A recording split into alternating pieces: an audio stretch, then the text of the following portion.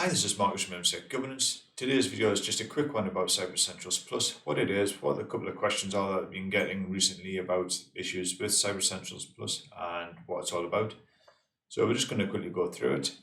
If you don't already know, Cyber Essentials Plus is one of the two certifications that come from Cyber Essentials for the UK government. The first one is Cyber Essentials Basic, or the self-assessment one. And with that, you can go on an online portal, fill it all out. It's made up of about 40 or so questions, and then a certification body like ourselves, InfoSec Governance, would go through and certify you if everything's fine. The Cyber Essentials Plus one is one where we actually come and audit you. What we'll do is we'll go through, run 5 different tests and test each stage of the assessment for you. Now, what this is meant to do is actually go through and just verify everything that you said in your self-assessment is fine in actual Plus. It's an audited version of it.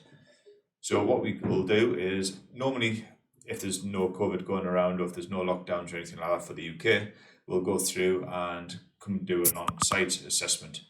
Now we'll do most of the work remotely, made up of a team session. We'll go through, do a show and tell remotely and go from there. So the 5 questions, or the 5 stages of the tests are, first one is an external vulnerability scan. With this, we'll scan your external IP address of your office, or if you're all working from home, we'll scan your IP address of your home router.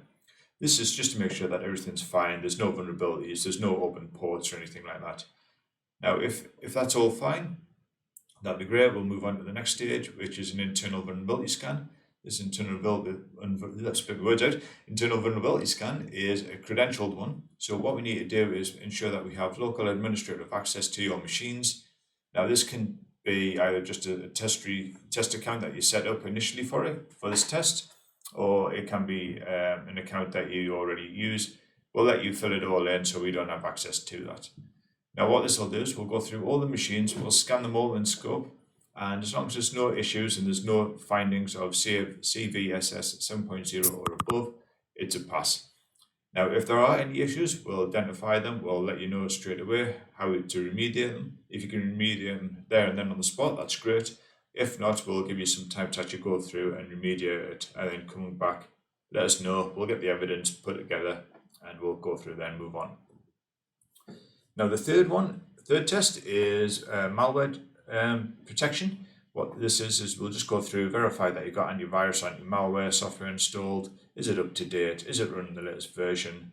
Is real-time scanning enabled? Has the definitions and the engine been updated in the last month? And go from there. Test 4 is checking your end-user devices through email.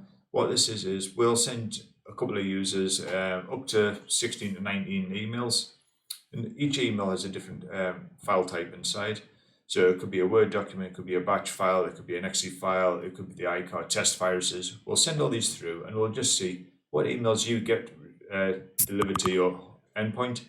Can you actually open it? If you can open it, do you get prompted to actually execute the file, or does it block you from running that? And we'll gauge your test against that. And then the last one is actually downloading the same amount of files that we sent via email, but download it from a website. And this one actually just goes and tests against every single web browser that you have on your machine. So if you've only got Edge on your computer, for example, we'll go through, test that, make sure that's fine.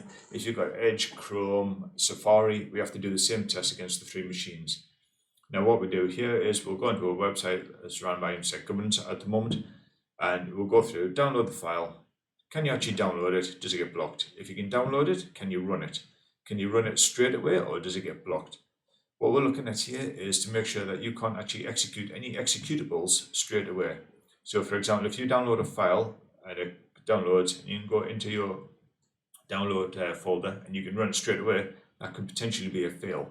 What we're looking for is either to block exe files straight away, or you get the UAC controller windows coming up and blocking it from there and going from there. Now, this might all seem confusing, but it's surprising how many people will actually fail this stage. Now, what we recommend is you actually get pre-audits done.